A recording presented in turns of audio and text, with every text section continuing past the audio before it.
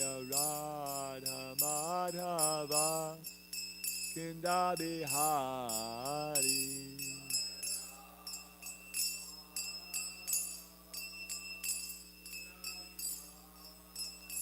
Jaya Radha Madhava Kinda Bihari.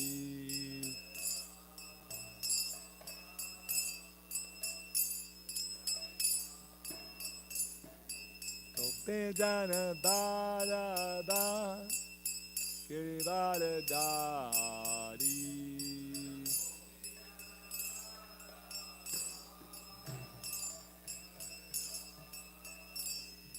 Gopijana Bharava Girivardhari.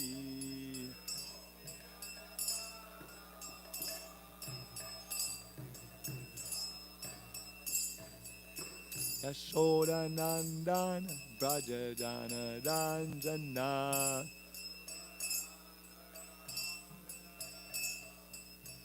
Yashoda Nandana Brajadana Ranjana.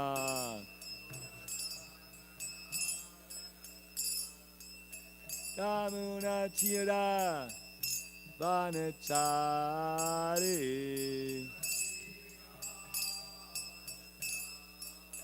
Yamuna Tira Vanachari.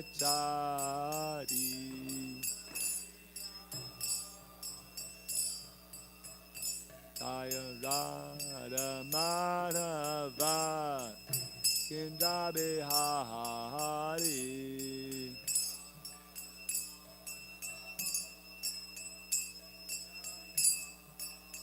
Jaya Radha Madhava Kinda Bihari.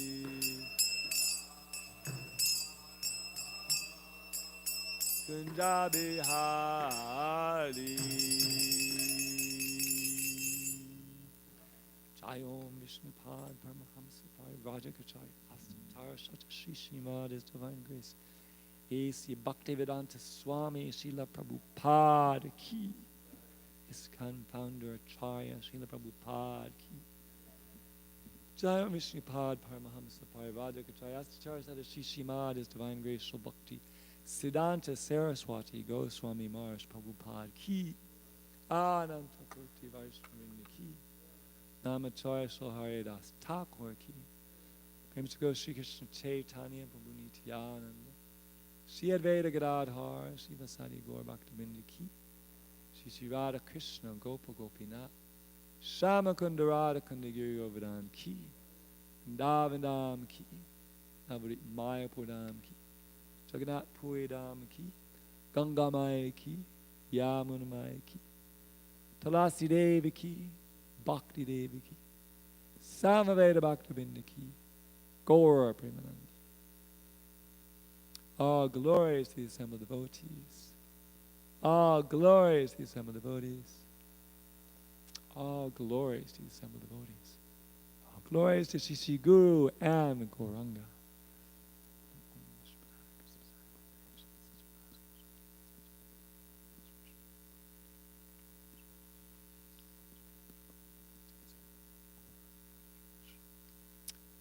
We're reading from the Śrimad Bhāgavatam, Canto 3, which is entitled The Status Quo.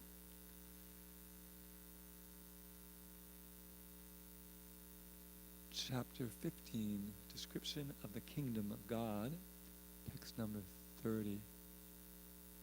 Om Namo Bhagavate Vasudevaya.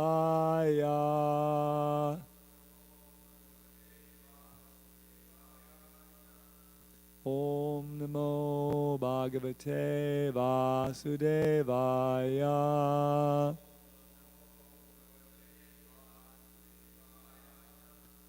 Om Namo Bhagavate Vasudevaya.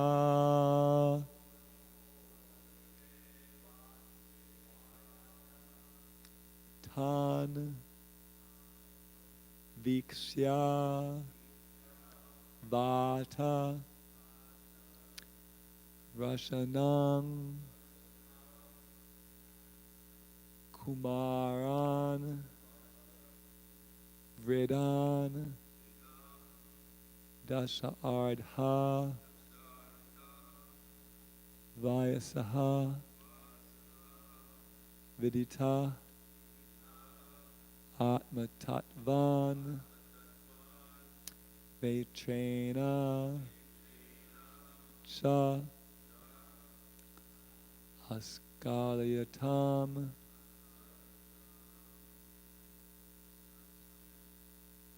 Atat Arhanam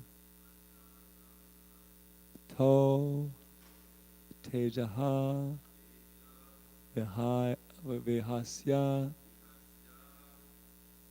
Bhagavat Pratikula Shilo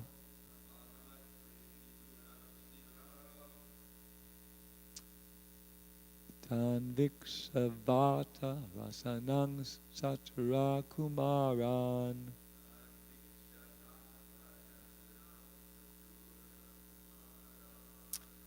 Vedanta Sarda Vasayo Vidita Vatatan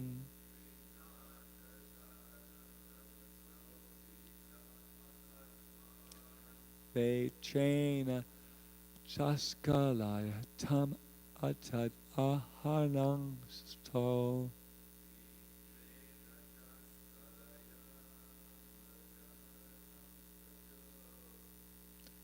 Tejo Vihasya Bhagavat Pratikula Shilo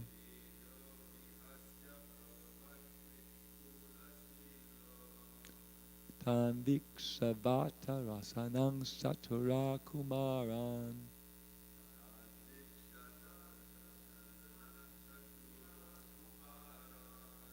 Vedanta Sarda Vasayo Viditatma Tattvan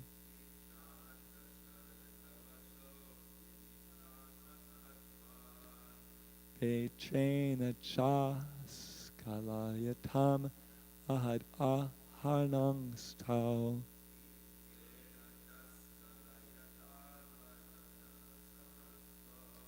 Tejo Vihasya Bhagavat Pratikula Shilo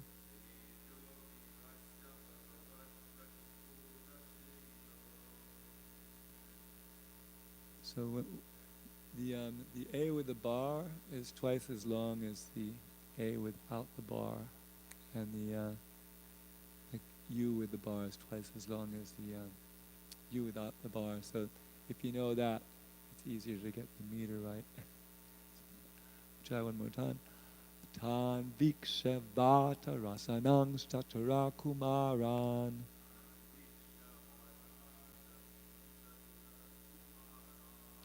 Vedanta Sada Vasayo Viditatma Tattvan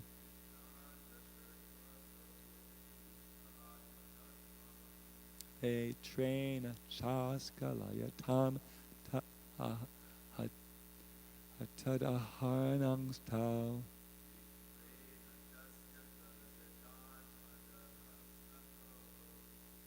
Tejo Vihasya Bhagavat Pratikula Shilo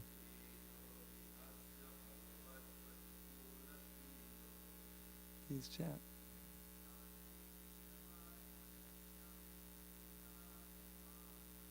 Tanvikshavata Rasanang Satura Kumaran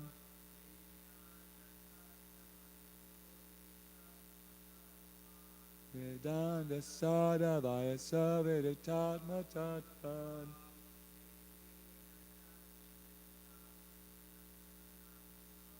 Vaitrena Chaskalayatam Ahanang Stau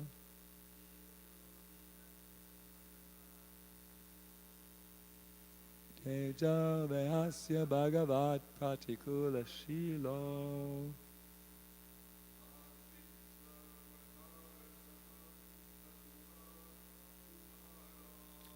Tanvikshavata Rasanang Satura Kumaran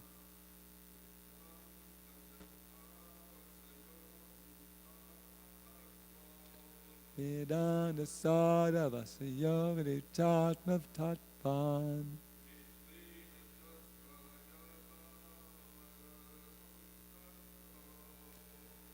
Echena chaskalayatam adharanam sto.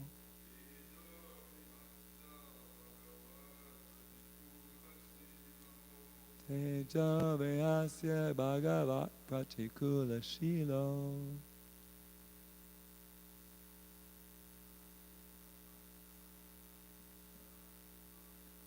Tandikshavata rasanang chatura kumaran.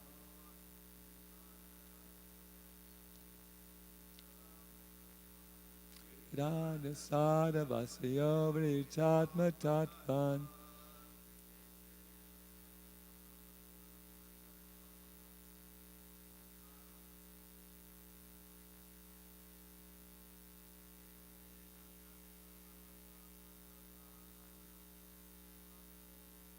Echena chaskalayatam tadanangsto.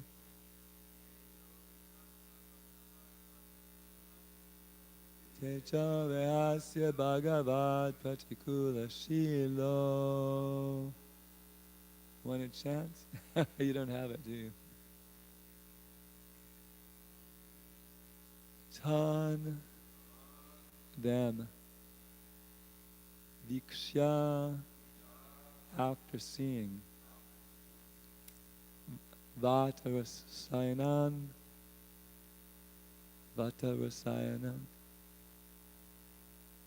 naked. Chatura, 4. Kumaran, boys.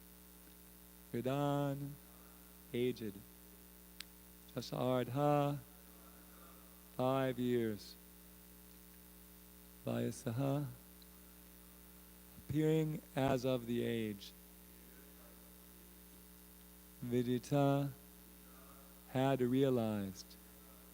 Atma Tattvan, the truth of the self. They train with their staffs. Cha, also. Askalayatam, forbade. Atat arhanan, not deserving such from them. Tal, those 2 porters. Tejaha, glories. Vihasya, disregarding the etiquette. Bhagavat pratikula shilo, having a nature displeasing to the Lord.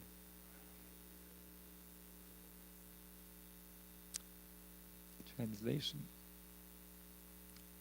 The 4 boy sages, who had nothing to cover their bodies but the atmosphere, looked only 5 years old, even though they were the oldest of all living creatures and had realized the truth of the self. But when the porters, who happened to possess a disposition quite unpalatable to the Lord, saw the sages, they blocked their way with their staffs,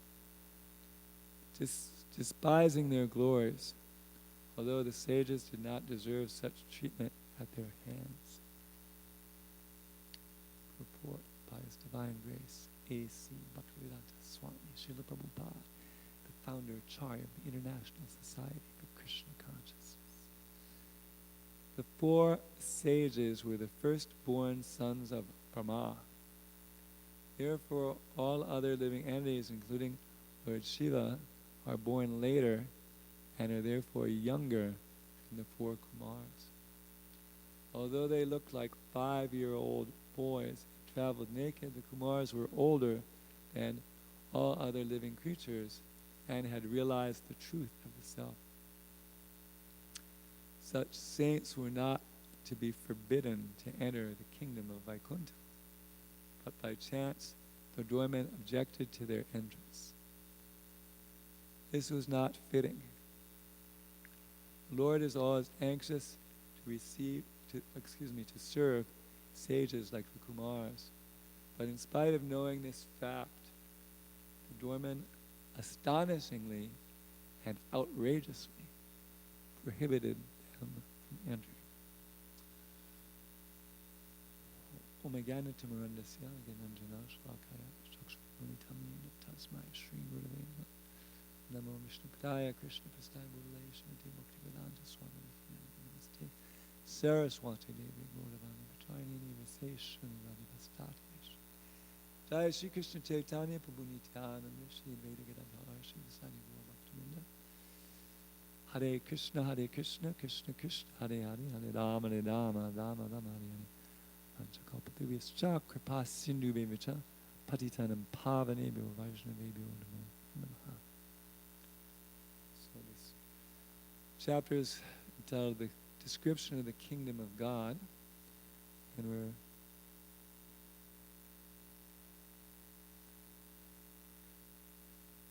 we're going to hear some more about the kingdom of God. This story is being told because the demigods were suffering, because the universe was being choked up because of the side effects of the pregnancy of Diti, who had conception at the wrong time and was scheduled to give birth to 2 demoniac sons who were so demoniac that this trouble they started causing even before they were born, actually. Even in the womb they started causing trouble. So these were serious demons. They didn't even wait to come out of the womb to cause trouble. They caused trouble to the universe. So the demigods approached Brahma asking what the heck is going on, and Brahma began telling this story, which we're in the middle of. So here we're hearing why the Kumaras are worthy of glorification, and that although they were deserving honor, how they were dishonored by the doormen astonishingly and outrageously, being prohibited from entering Vaikuntha. So there's this nice verse that we all know, glorifying Krishna. We all know it because when we offer food to Krishna, we chant this verse. Namo Brahmanya Devaya Go Brahmano Hitaya Cha. So Go Brahmano Hitaya Cha means that Krishna is the well-wisher of the cows and the brahmanas. Hita means to wish somebody well in Sanskrit. So he's wishing well to the go, which are the cows and the brahmanas. So the attitude of the Lord is to wish the brahmanas well, but here their servants are kicking them out. When actually they should be welcoming them into the kingdom of God, because the Lord loves to see the sages and the devotees and the brahmanas.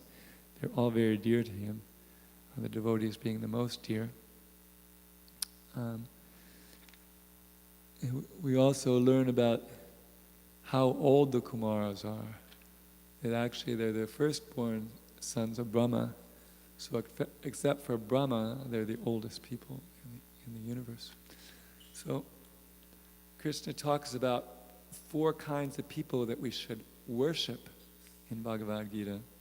When he's talking about the austerities of the body, he says, Deva Dvija Guru Pragya Pujanam.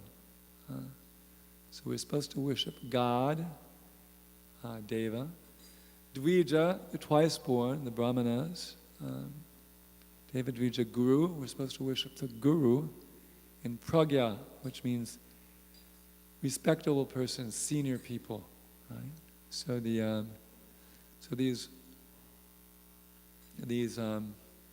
Kumaras, they could actually be described as all of these. They could be described as Deva, in that they're like Shaktivesh avatars empowered with Jnana Shakti.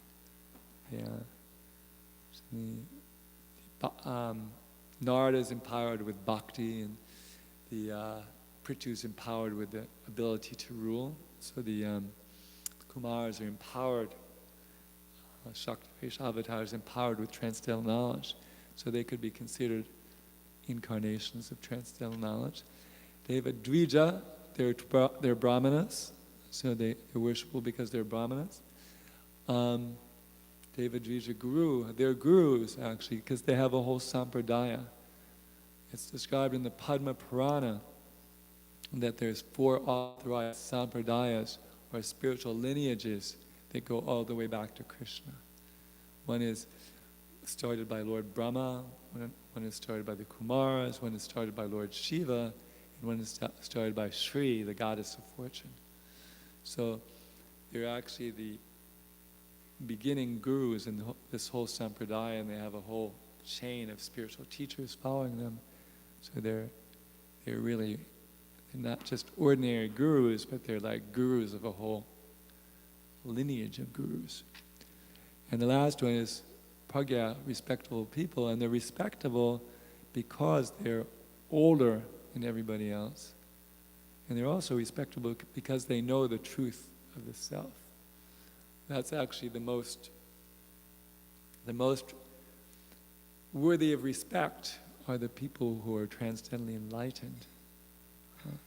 When the Śrimad Bhāgavatam was spoken, it was spoken by Shukadeva Goswami, who was just something like 16 years old. He was very young.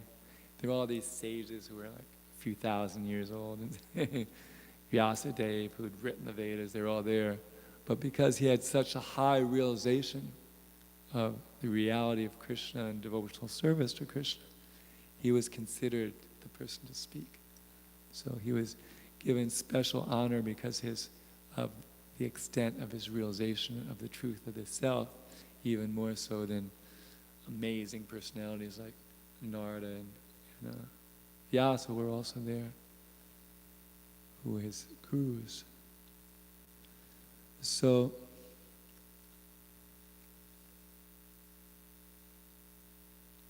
of course we could mention what the truth of the self is. Basically there's 2 phases of truth of the self. The self is different from the body. And then there's also the individual self and the supreme self. So we have to know that the one who knows the truth of the self knows that he's not his body, and he also knows that he's part and parcel of Krishna, who's the Supreme Spirit. And without knowing both those facts, you can't be said to know the truth of the self. And so people who know the truth of the self, they engage in the devotional service of the Lord. There's a nice verse in Bhagavad Gita, which I think nobody quotes except possibly Hridayananda Goswami. It's 3:28. Let's see how it goes. Tattvavit tu mahabaho guna karma vibhagayo guna gunesu vartanta idima va sajate. And that says, those who know the truth, they don't engage in sense gratification. They only engage in devotional service because they know the difference between devotional service and work for fruit of results. So the Kumars are like that. In the future verses, they'll be glorified as devotees of the Supreme Lord because they know that they're not their body, and they know that the soul is part of the Supreme Soul, part of Krishna, and therefore our only business is to serve Krishna. And they were fixed in that knowledge, and therefore they're worshipable by everybody in society because they know the ultimate truth. So here they're being blocked by these doorkeepers who are supposed to represent the Supreme Lord as being affectionate toward the Brahmanas, but actually they're very hostile toward the Brahmanas. So this is, Prabhupada uses the word astonishingly and outrageously. So the question will come up, well, why are they acting in this way? So sometimes, because being in Vaikuntha, they're supposed to have the same mentality of the Lord. They're supposed to know that the Lord welcomes sages and brahmanas, and these are sages and brahmanas, and they're supposed to welcome them. Just like, like if a sannyasi rang the doorbell, and we wouldn't let him in, that would be really bad, because sannyasis are here to see the Lord, and they should be let in.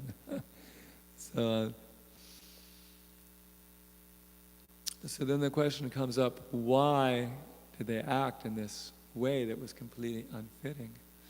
So sometimes people do, even enlightened people, do act in a way that's unfitting because the Lord has a special plan. And there's a couple instances of this which are very famous in the Vedic literature. One is Maharaj Pariksit, before the reciting the Śrimad Bhāgavatam, as we saw in the drama, which the players that were just here presented in Philadelphia, he was wandering in the forest, and he became thirsty, Maharaj Pariksit, and he saw an ashram of sages, and he went there to get some water. But because they're absorbed in meditation, they didn't welcome him and offer him a place to sit and some water and some sweet words like you're supposed to according to the Vedic culture. Actually, according to the Vedic culture, an uninvited guest, somebody who just shows up, is supposed to be treated like God. So not only did they not treat him like God, they just ignored him. So he was upset about this, and he saw the skin of a snake, or a dead snake, I guess it was a dead snake lying there, and he put the snake around the neck of the sage like a garland.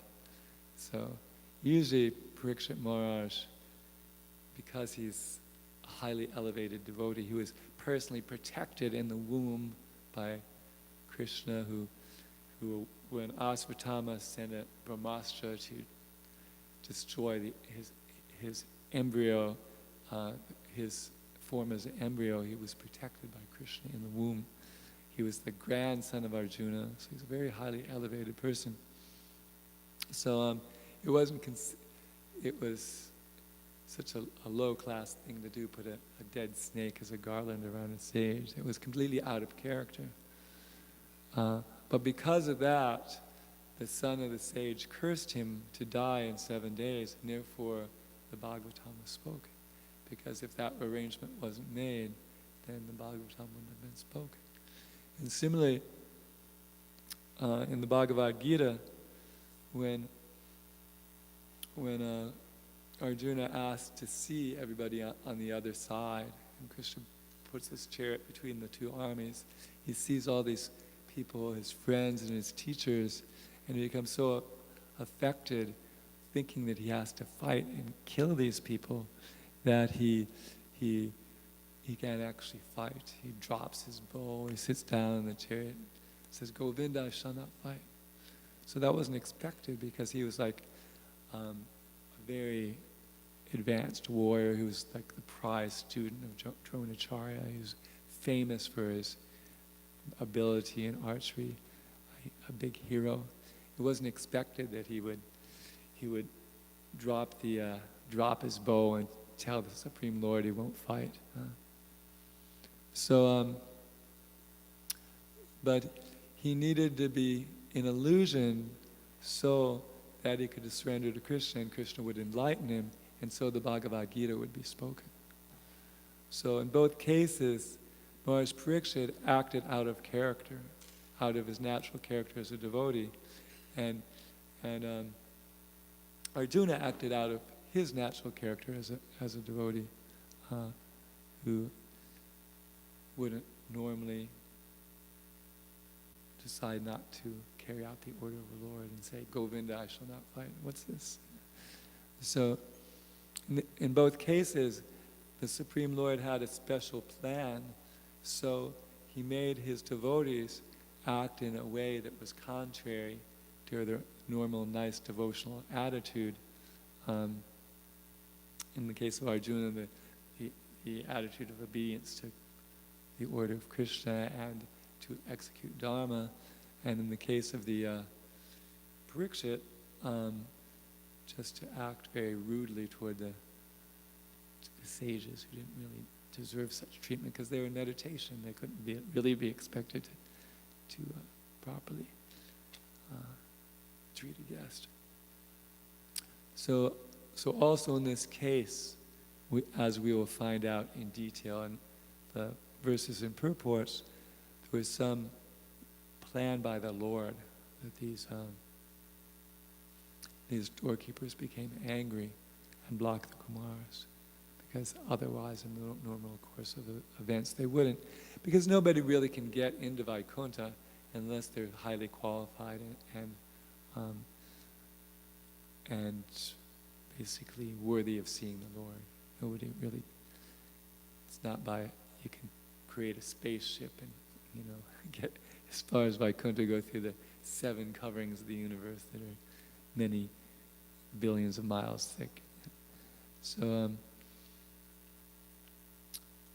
these are basically the 2 points made in the purport, how respectful the Kumars are because they're self-realized and because they're very ancient, and how it was anomalous that they were being blocked by the doorkeepers. So does anybody have any questions or comments about? Yes?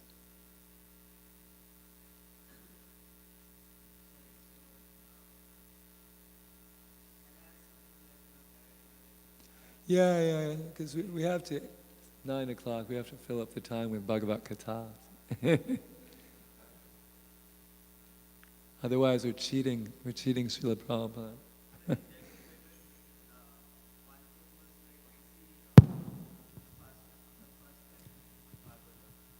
Where Sukdev Goswami is running, basically naked. Right. And then we have Vyasdev actually following him. But seeing Sukdev Goswami, we see people paying respect. Even the women, they were not they were open. I mean, they weren't covering themselves. And when they saw Vyasdev, they were very covering themselves. Everyone means they had a sense of, what do we say, a distance. But seeing Sukdev Goswami, they kind of understood, okay, he's like a liberated personality. Correct me if I'm saying something wrong. Yeah. So, what I was saying, that seeing such people like the 4 Kumaras, Sukdev Goswami, in that state, even though they were kind of Brahmavadis at that point of time, how does it come from internally for someone to have that kind of respect, whereas from devotees not, I have seen from Indian background also, Mayavadi people with that kind of thing, people just pay respect, but devotees, it really takes time. So why does it happen from that point of?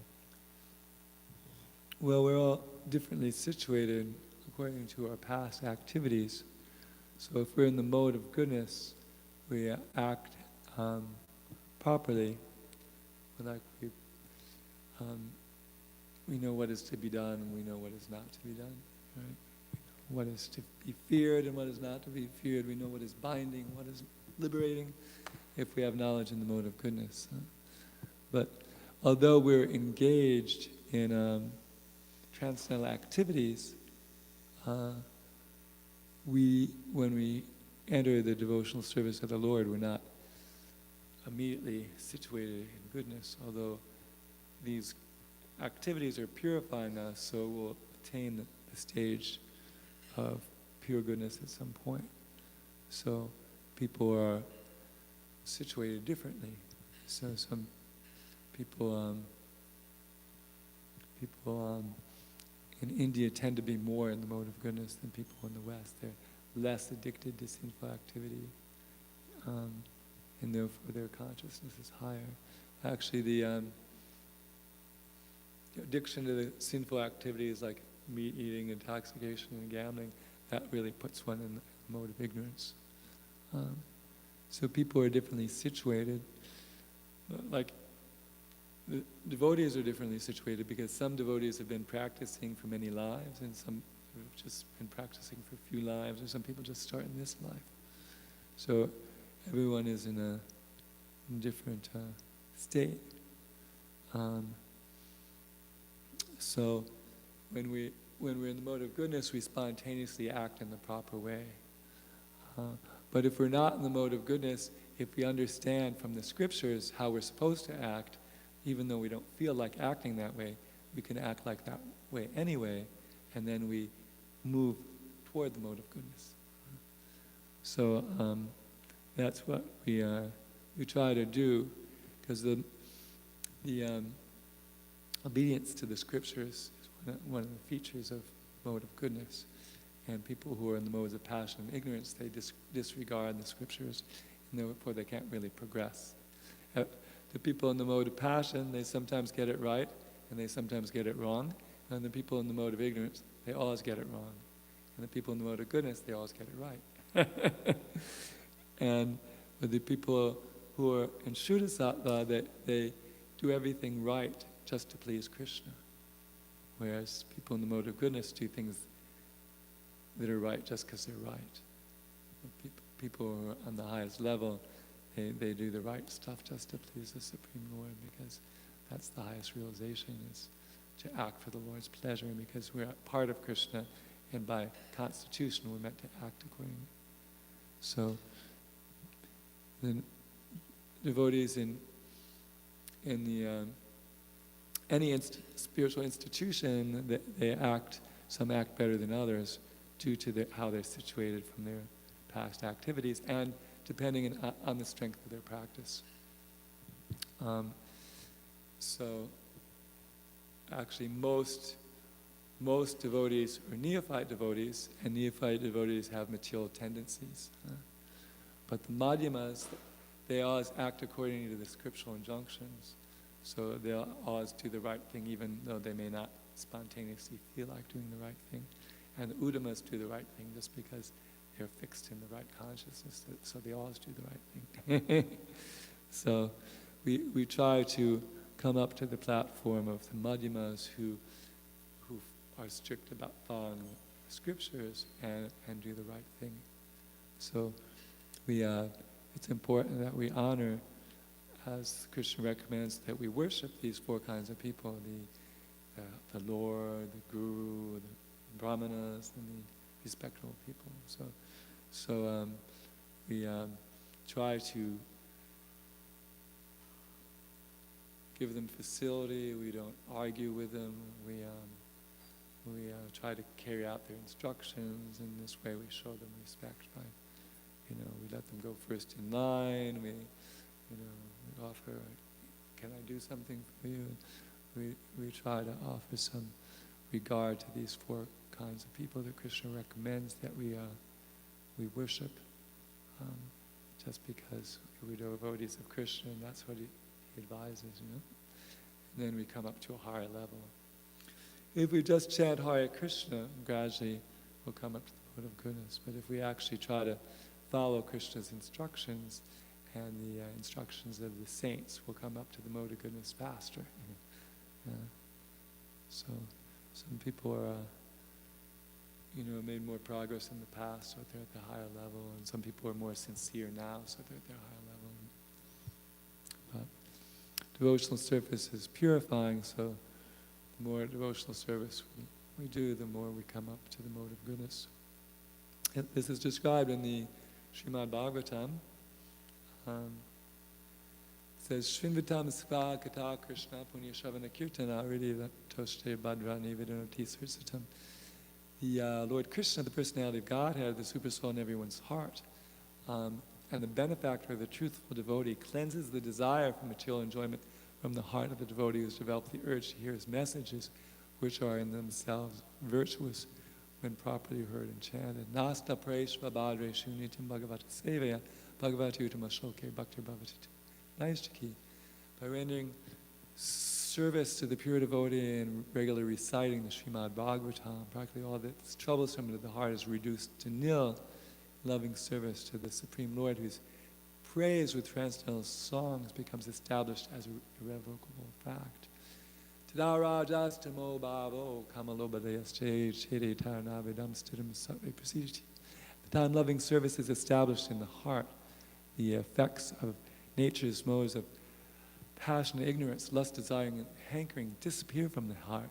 At that time, the devotee becomes established in goodness, and he becomes happy. So by hearing the Bhāgavatam and by rendering service to the pure devotee, we gradually become purified from passion and ignorance, and we come up to the mode of goodness, and we properly respect everybody. We respect all living creatures. We give special respect to those people that should be worshipped. That Krishna mentions the Lord, the Brahmanas, the Guru, and the senior people. Yeah. Does anybody have any questions or comments about?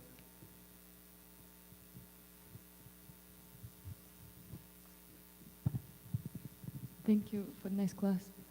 So I was just thinking about this example what you gave about Maharaj Parikshit. You know the whole story, right? When he got, angry apparently, and he garlanded the sage with a snake. I was just thinking, how can it be understood that? I guess sometimes there is an idea that pure devotee, he never gets angry, or he's not supposed to do particular things. And on a mundane level, like if I just think about this story right now, right? Like, okay, this person is considered to be pure devotee, and then he does something like this, and I guess I can have some doubts in my mind, like, oh, how this person could do such a thing. Like, it's easy to read in the Bhāgavatam because it's already happened and things like that. But how can it be understood and actually explained to someone, if someone is asking that, okay, this person is very pure, he is whatever guru or something like that, but then how he could do such a thing? Well, of course, there's special cases where somebody does something because it's the will of the Lord for the pastime, which are sort of the cases we're discussing. But the idea is that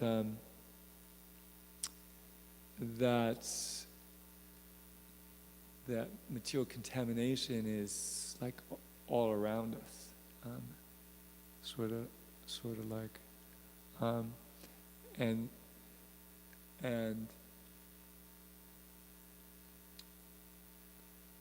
even if we're trying, even if we know the philosophy, and if we're trying to follow it the best we can, because we have a minute independence, because we've been conditioned for many, many lives, that it's possible that we can do something that is actually not good.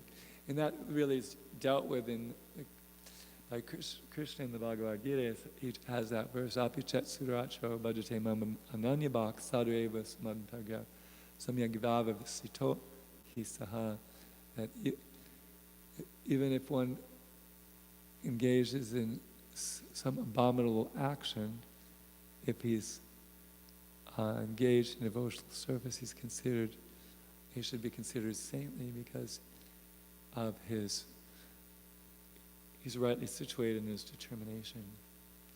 So one reason those pastimes are there is just to show how easy it is for anybody to be subject to material contamination, and to encourage us to be super careful, to not do anything that will cause us to deviate. And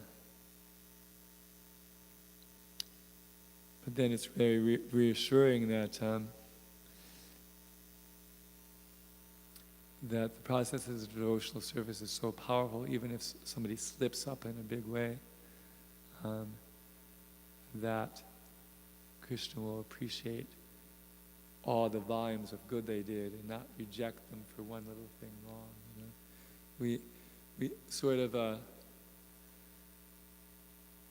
we have a tendency to even if somebody does like 99.99% of things right. If they do one thing wrong, we focus on the one thing they did wrong, which is not actually the way Krishna works. Krishna, Krishna works actually the opposite way. If you do one thing right and 99 things wrong, Krishna appreciates the one thing you did right. So the fault-finding mentality is listed. It's called Naiskritika in Sanskrit, and it's one of the qualities of the mode of ignorance listed in the Bhagavad Gita. And because the tendency is to criticize a devotee if they do something wrong, but Prabhupada used a nice analogy regarding that, which is the analogy of the person in the shower.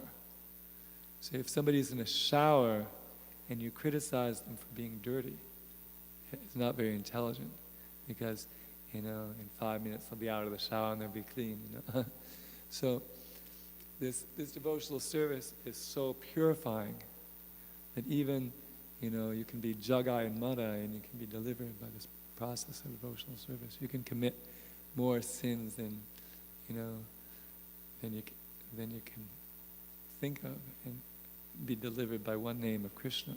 So it's like Ajamil, he had this whole lifetime of sins, but because he called his son's name Narayan a few times, it was all forgotten. So if we criticize the devotees who are practicing to the best of their ability, then that's just as foolish as criticizing somebody in the shower for being dirty.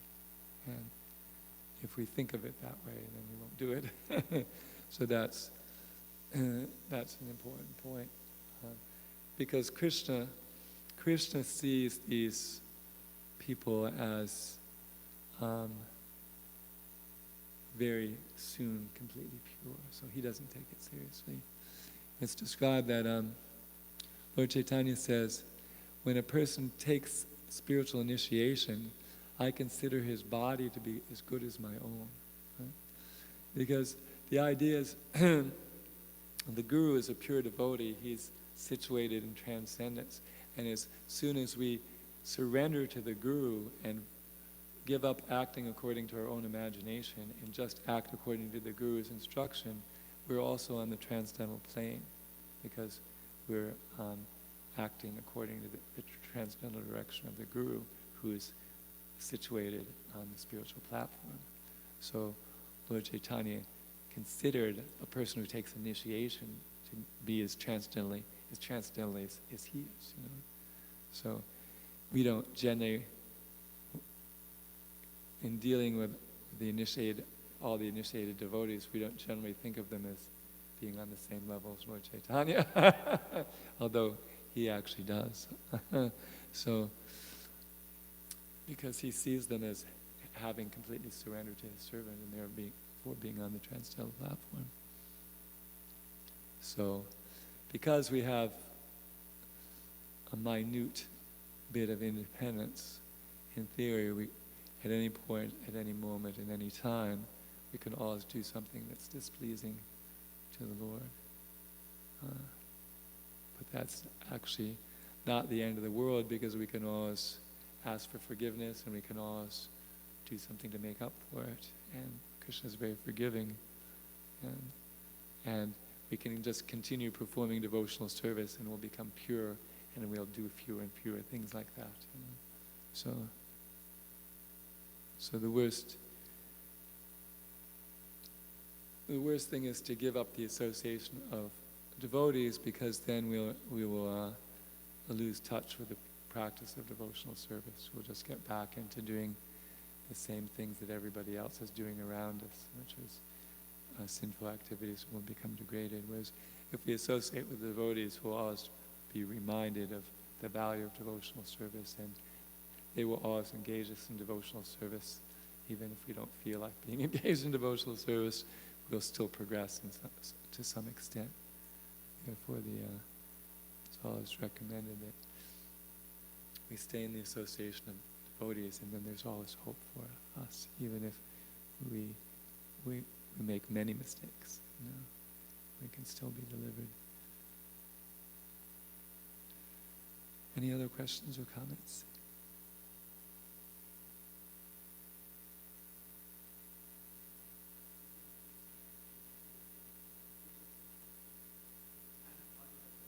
Yeah, I can hear you, but I don't know people online.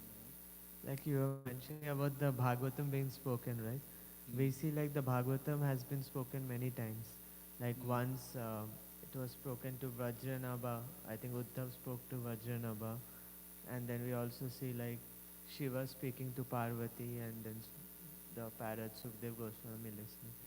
So was like the same Bhagavatam spoken at different times, or Bhagavatam is just glories about the Lord and his devotees? So different times, different Bhagavatam was actually spoken, and the version that we have is what's spoken by Sukdev Goswami to Maharaj Parikshit. Well, that I wouldn't say I could authoritatively answer. Do you know, Ram Roy? There's different recitations of the Bhagavatam at different times in history. Is it always the same 18,000 verse Bhagavatam that we have, or is it different versions of it?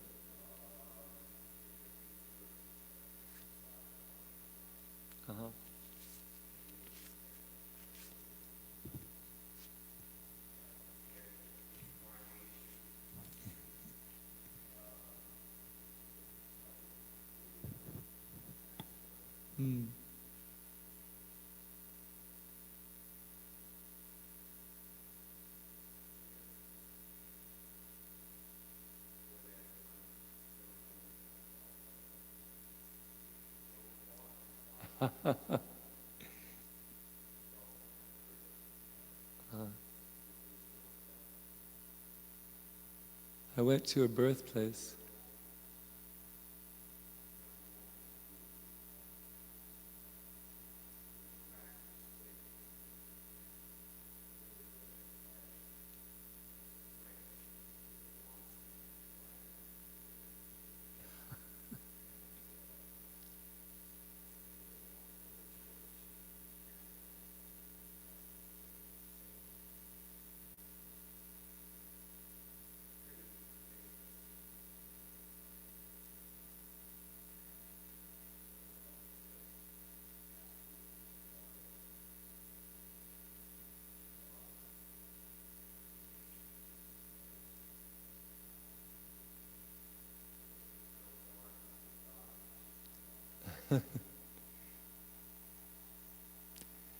I actually did Harinam at the place where she was born in France. Yeah. Orléans. Yeah, like we have New Orleans, but in French it's pronounced Orléans. So, yeah. There's a statue of her there, a huge, big statue, yeah. Yeah. Wow. Yeah.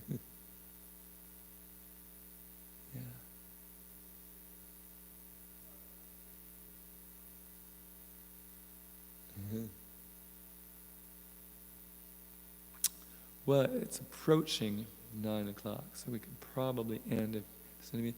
I'll just read the. Okay. Well, we can read the verse again, which is always auspicious. The 4 boy sages. You don't have to repeat it if you don't want. Who had nothing to cover their bodies but the atmosphere, looked only 5 years old. It actually says half of 10. Dasha ardha. Dasha is 10 and ardha is half.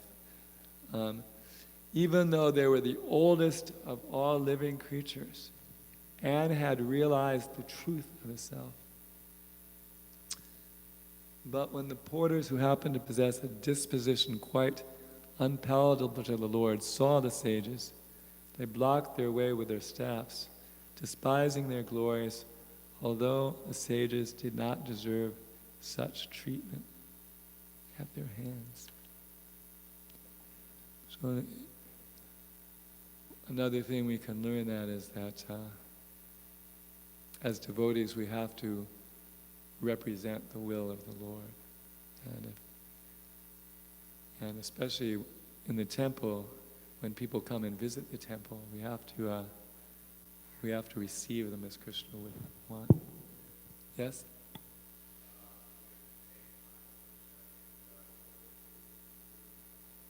Right.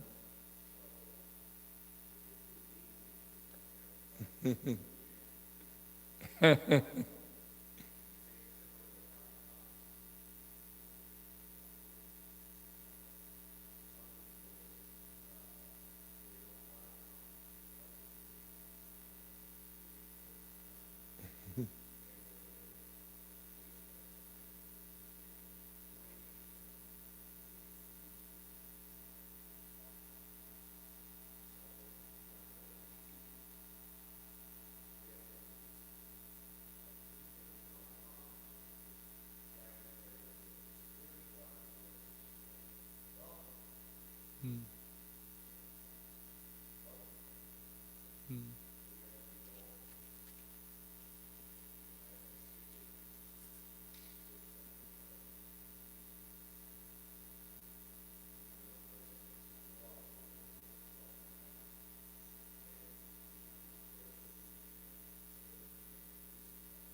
Mhm.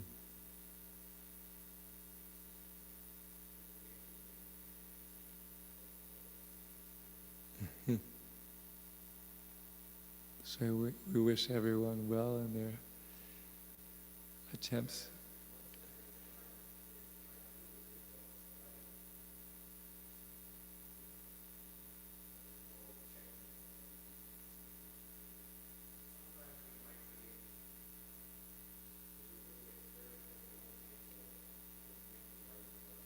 Mm.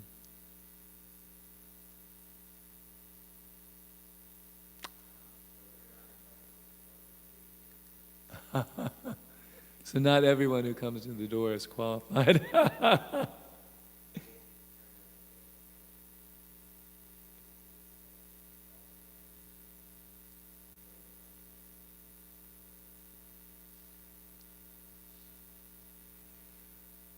I guess we can end here because it's actually 9 o'clock.